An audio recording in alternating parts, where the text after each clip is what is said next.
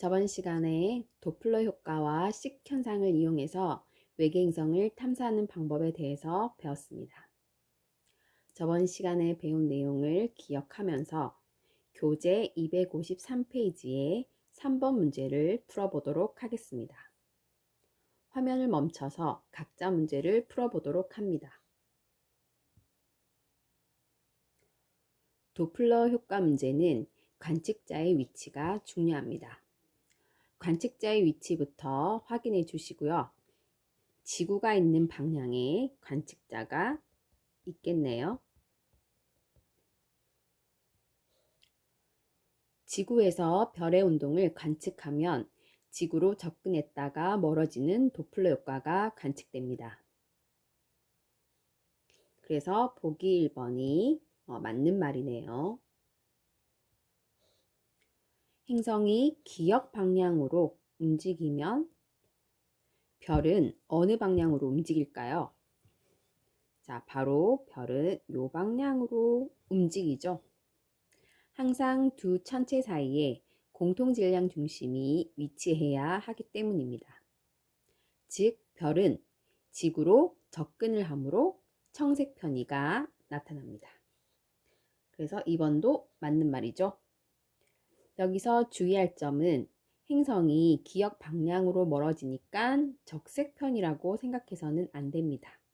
우리는 행성의 스펙트럼을 관측하는 게 아니고 A별의 스펙트럼을 관측하기 때문이죠. 행성이 니은 방향으로 움직이게 되면 A별은 이 방향으로 움직이게 되죠. 즉 A별은 지구에서 멀어지니까 적색 편이가 나타납니다. 3번도 맞는 말이네요. 도플러 효과에 의한 스펙트럼 변화는 행성의 질량이 크고 공전 궤도 반지름이 작을수록 크게 나타납니다. 그래서 보기 4번도 맞는 말이죠. 그리고 도플러 효과는 행성의 공전 궤도면이 시선 방향과 나란할 때 잘 나타나므로 5번이 틀렸네요. 2번 문제도 화면을 멈춰서 각자 풀어보도록 합니다. 행성이 중심별 앞으로 지나갈 때 행성이 별을 가리므로 별의 광도가 감소합니다. 행성의 반지름이 클수록 가리는 면적이 크므로 밝기, 감소폭, 즉 A가 커집니다. 식현상도 관측자의 시선 방향이 행성의 공전 궤도면과 나란할 때 잘 나타나므로 4번도 맞는 말입니다. 행성이 별 주위를 주기적으로 공전하므로 식현상도 주기적으로 나타납니다. 5번도 맞는 말이죠. 보기 3번을 보면 중심별의 겉보기 밝기가 최소일 때는 행성이 별 앞으로 지나갈 때입니다. 별, 행성,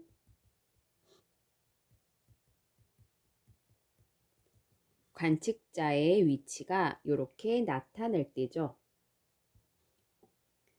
행성이 이 방향으로 공전하는 경우 1번 위치에 있을 때 행성은 오른쪽으로 공전을 하고 동시에 중심별은 왼쪽으로 공전을 하게 됩니다. 이렇게 별이 옆으로 움직일 때는 시선 속도 변화가 크지 않죠. 행성이 공전을 하다가 2번 위치에 있을 때는 행성이 멀어지고 동시에 중심별은 지구로 가까워집니다. 이때 별이 관측자의 시선 방향으로 다가오고 있으므로 별의 스펙트럼 파장이 가장 짧게 관측이 됩니다.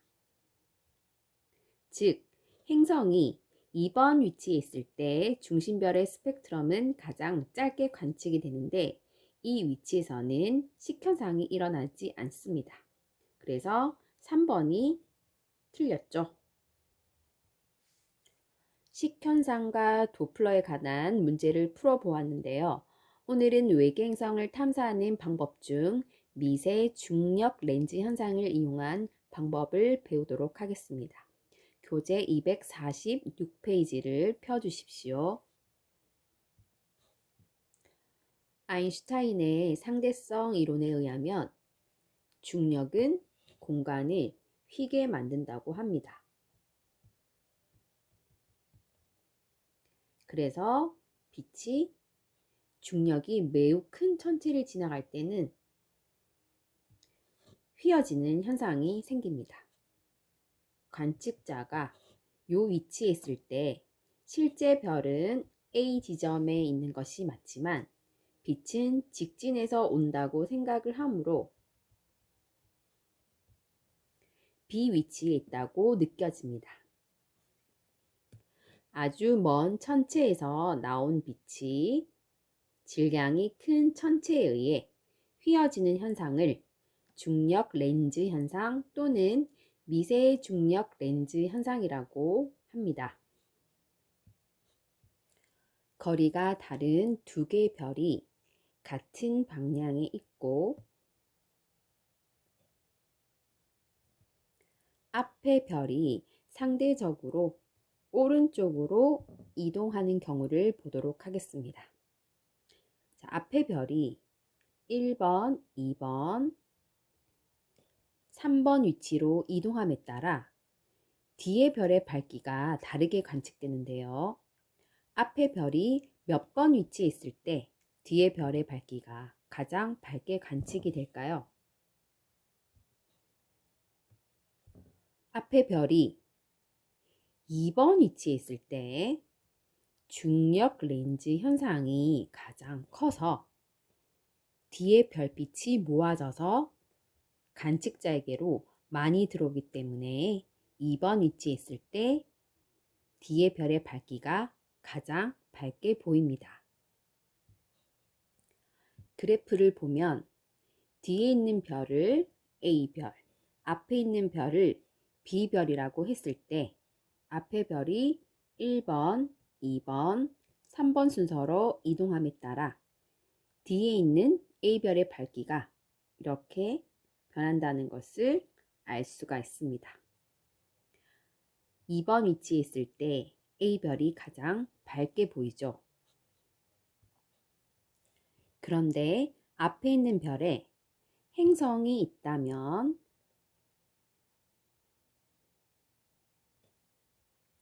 그래프가 조금 불규칙적으로 나타납니다.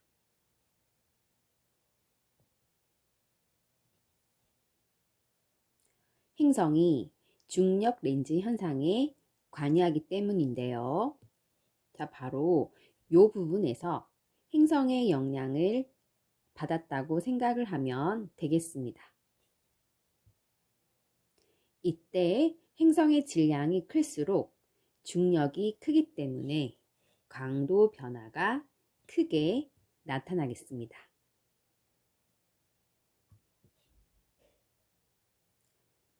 거리가 다른 두 개의 별이 같은 방향에 있을 경우 앞쪽 별에 행성이 있다면 뒤쪽 별의 밝기 변화에 추가적인 밝기 변화가 나타납니다. 자, 이 부분이 추가적인 밝기 변화가 나타나는 부분이죠.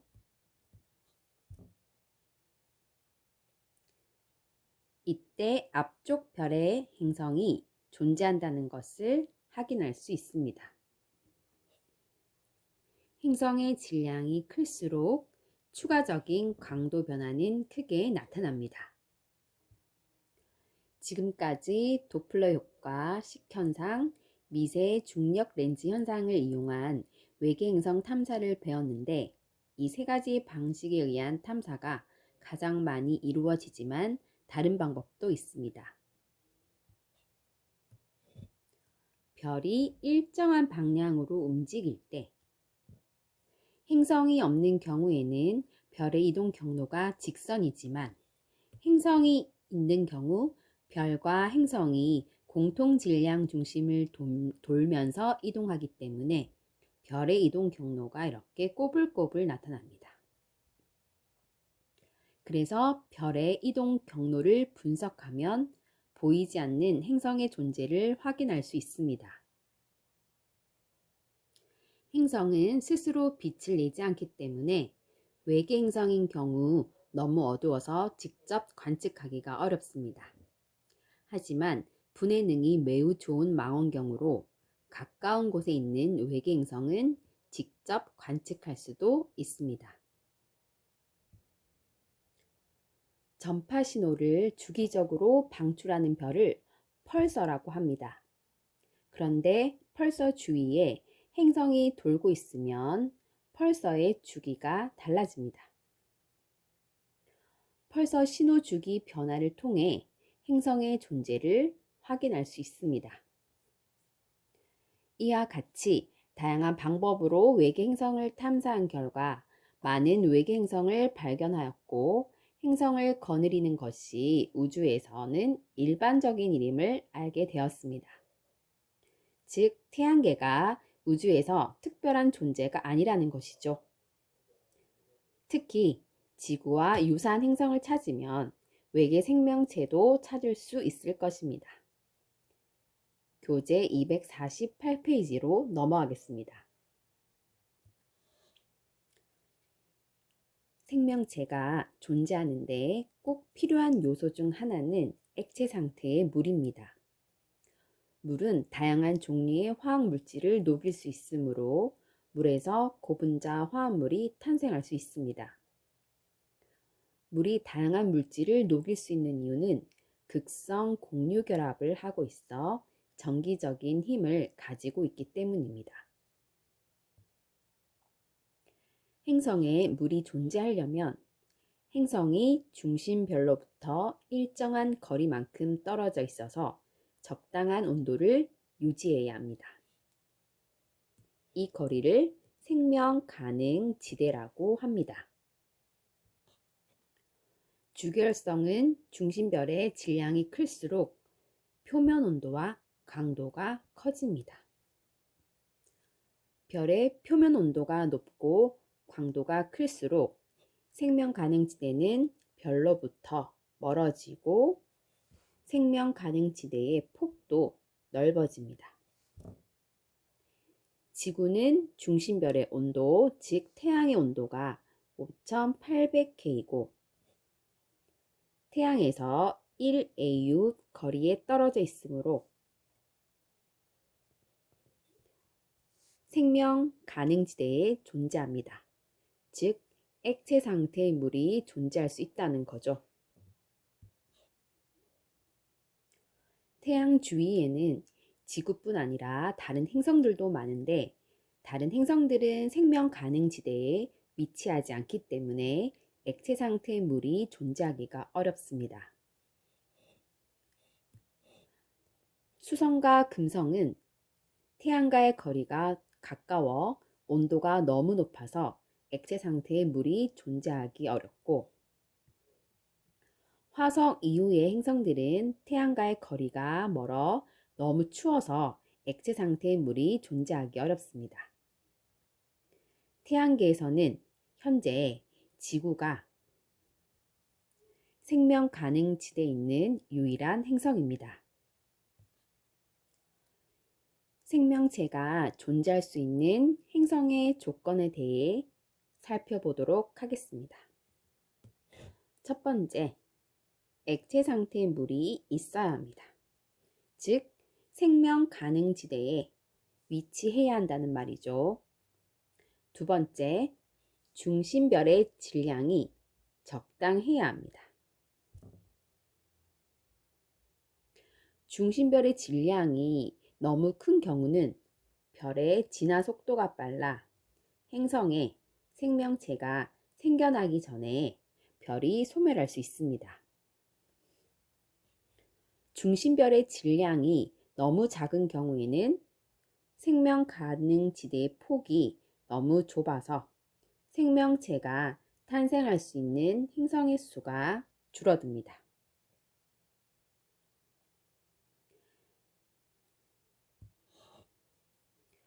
그리고 생명 가능 지대에 행성이 존재한다고 해도 중심별과 너무 가까운 경우에는 강한 인력에 의해 그림에서처럼 행성의 한쪽 면만 별을 향하게 됩니다. 즉, 그림처럼 깃발이 꽂힌 면만 별을 향하게 되죠. 이러한 경우 행성의 자전 주기와 공전 주기가 같게 됩니다. 행성이 한 번 공전하는 동안 자전도 한 번 하게 되죠. 그리고 깃발이 꽂힌 면은 영원히 낮이 지속되고 반대쪽은 영원히 밤이 지속됩니다. 즉, 생명 가능 지대가 중심별에 매우 가까운 경우에는 행성의 자전 주기와 공전 주기가 같아져 낮과 밤의 변화가 없어 생명체 생존에 불리합니다. 이와 같이 행성의 생명체가 존재하려면 중심별의 질량은 너무 크지도 너무 작지도 않아야 됩니다. 그러한 별이 바로 태양입니다. 다음으로 행성의 생명체가 존재하려면 적당한 두께의 대기가 존재해야 합니다. 우주로부터 입사하는 유해한 자외선이나 우주선으로부터 생명체를 보호해줍니다.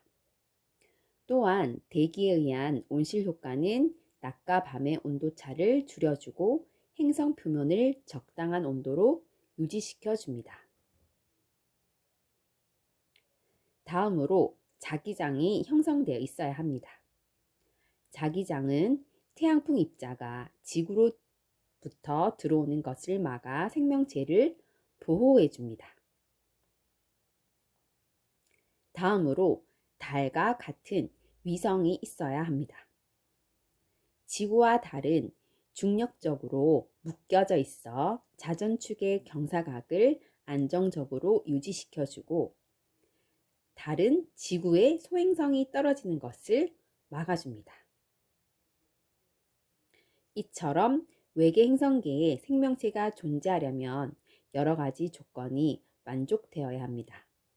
현재 여러 국가와 단체에서 외계 생명체 탐사를 적극적으로 진행하고 있습니다. 태양계 안에서도 외계 생명체 탐사가 활발히 진행 중입니다.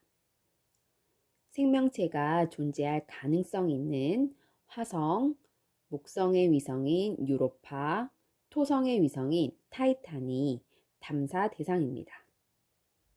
화성과 타이탄은 직접 우주선이 착륙하여 탐사를 하고 있습니다. 외계 지적 탐사 프로젝트인 세티 프로그램은 외계의 지적 생명체들이 지구로 전파를 보낸다는 가정 아래 우주에서 들어오는 인공적인 신호를 찾는 방법입니다.